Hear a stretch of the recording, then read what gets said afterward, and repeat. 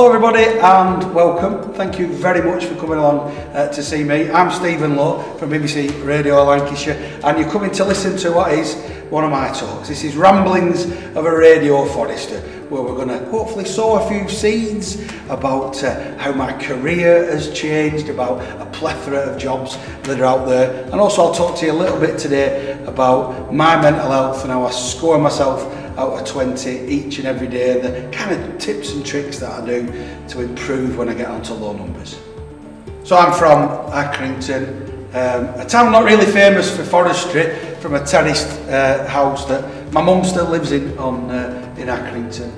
And for me, you know, to get out and to get a career in forestry for all these years was all down to that seed being sown during a careers lecture. And somebody just seeing in me that I had a love of the outdoors, and at 15, 16, nurturing that love of the outdoors and giving me permission to follow what was in my heart and what was in my dream, and not saying, no, you will do this, but letting me do what I loved.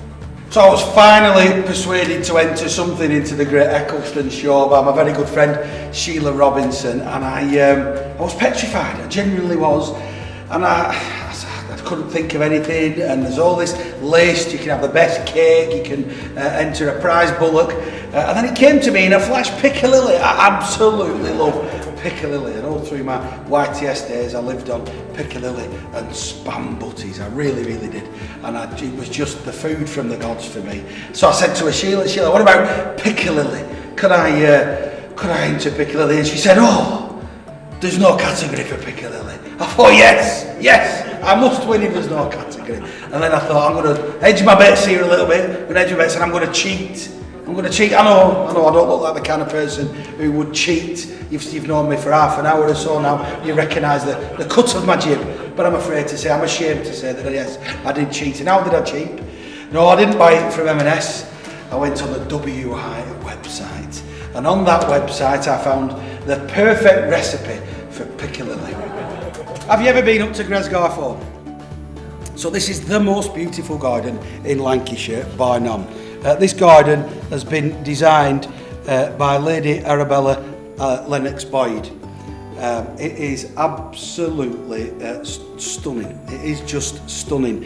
She's designed, and I write this bit down, I don't get it, gardens for Sting on his Californian ranch, the Queen of Belgium, and David Gilmour from Pink Floyd.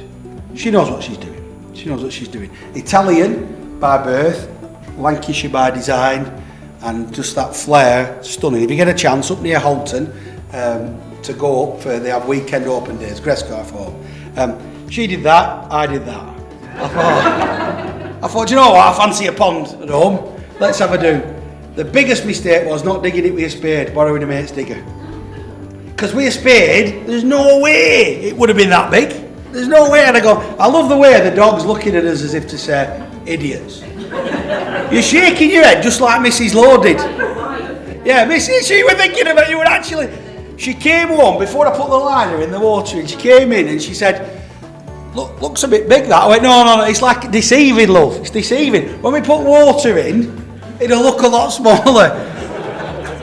It doesn't. And I just encourage you as much as possible to share your dreams with those that you love, your friends and family around you, particularly your big ones. I'm lucky enough that a few years ago we went to see the giant redwoods in California, on the north of California on the coast, and to be in those Everglades where they filmed the Ewoks from Star Wars with my boys and my wife was one of those absolute life-changing moments. We talk about bucket lists, but I don't have a bucket list anymore, because that was the one for me. And to be near those giant redwood trees, to realise just what trees mean to our planet, and to just how small we are, in effect, next to those magnificent specimens, was a really special moment for me. So share your dreams, and really share those big ones with the people that you love.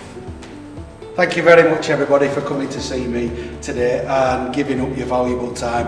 I hope you've enjoyed my company as much as I've enjoyed yours, and I hope you take away from it one or two of those little nuggets that have happened to me in my life, and perhaps a bit of inspiration for the youngsters or other people who may be in your lives, who may be thinking about changing career, and maybe hopefully one or two of those coping strategies that I employ for my mental health. Thank you very much.